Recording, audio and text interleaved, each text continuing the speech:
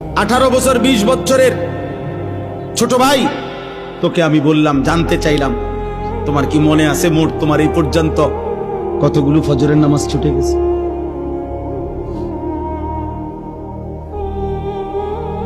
বলো ভাই।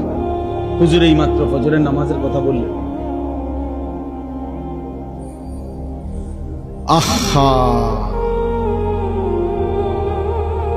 রাসূলুল্লাহ সাল্লাল্লাহু আলাইহি সাল্লাম স্পষ্ট বলছেন, লা ইয়াশহাদুহুমা মুনাফিকুন। এশার নামাজ এবং ফজরের নামাজে উপস্থিত হয় না কে?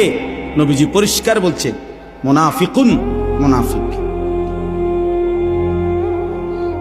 নবীজি স্পষ্ট বলছেন যে ফজরের নামাজ পড়ে না সে মুনাফিক, যে এশার নামাজ পড়ে না সে মুনাফিক। তো সুপারিশ মিলবে কার থেকে বাবা? হ্যাঁ, যিনি সুপারিশ করবেন উনি তো তোমাকে বললেন মুনাফিক। তো তোমার সুপারিশ করবে তোমার কোন আব্বায়, তোমার কোন বাপে সুপারিশ করবে?